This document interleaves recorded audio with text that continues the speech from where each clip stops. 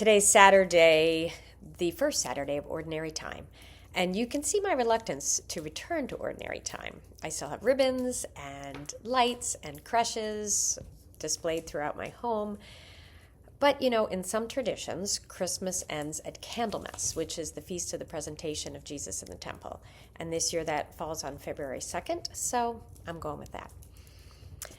Today's readings on the memorial of St. Anthony of the Desert, they raise a question for me that feels very close to home right now. What kind of strength do we need for the moment we're living in? In our first reading from 1 Samuel, Saul is anointed king of the Israelites by Samuel. Samuel, a prophet, priest, the last judge of Israel. You'll recall recently we heard the reading of Samuel being called in the night by God to serve in this way. But before Saul encounters this Samuel, he's wandering around. He's kind of lost. He's looking for his father Kish's animals, and they've gone missing. So I imagine him quite surprised and unsure of what's being asked of him when Samuel suddenly pulls out a flask and pours oil on his head, telling him the Lord has anointed him to govern Israel, and thus the Lord will be his strength. And our responsorial psalm says it quite directly. Lord, in your strength, the king is glad. Not in his own strength, but in God's strength. One of the sobering things about Saul is how his story unfolds. He begins unsure, even humble. But over time, self-exaltation and self-protection take hold.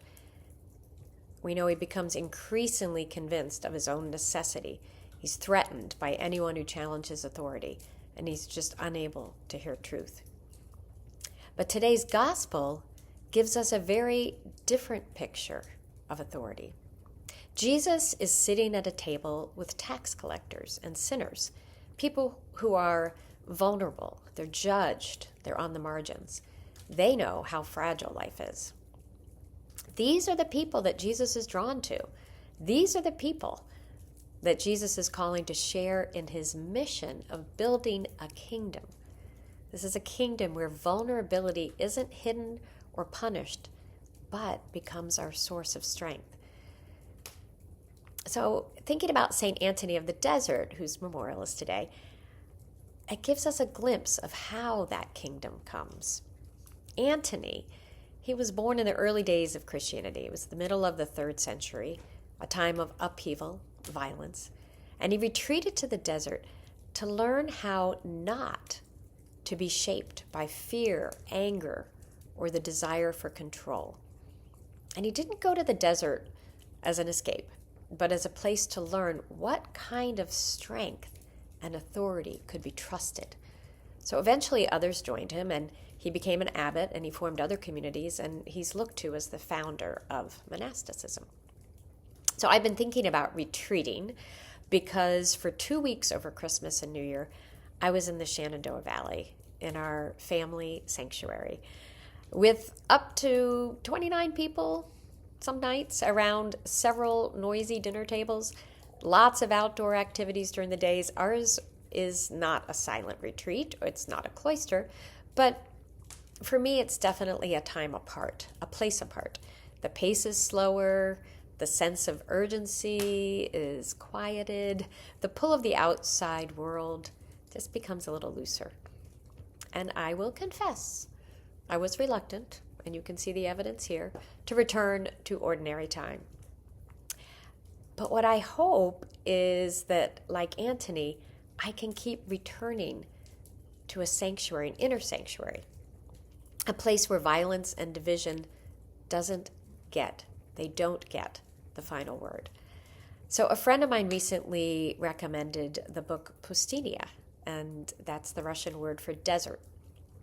And what strikes me is the idea that, even if most of us will not live in the desert or in a hermit cell, we can still create an inner space that protects us from what hardens or distorts or malforms us. So we can choose to be formed instead in who we are as God's beloved. So Catherine Doherty, she's the author of Poustinia. She wrote about what springs from being nourished by our inner Poustinia. And she writes this: Caritas will begin to sing its song of love, making all men and women totally spend themselves for others, at home, abroad, in any and every state of life, on the streets and in the marketplaces of the world. And lo, behold, their strength, even as their youth, will be renewed as an eagle's. So the invitation that I hear and I extend to you, my dear Holy Trinity family, is to consider where your own small Poustinia might be.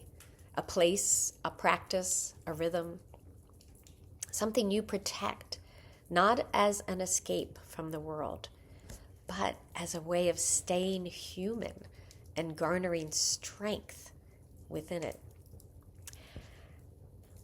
Because the strength that is going to carry us through everything we face as individuals, as a community, a nation, a globe, it's not the strength to dominate or intimidate or eliminate.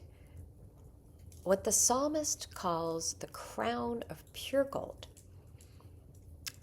is worn by those who in humility find strength in God, our source and our life, and the source of all that's good and true and beautiful. O Creator, Abba, Ima, holy is your name. Your kingdom come. Your will be done on earth as it is in heaven. Amen.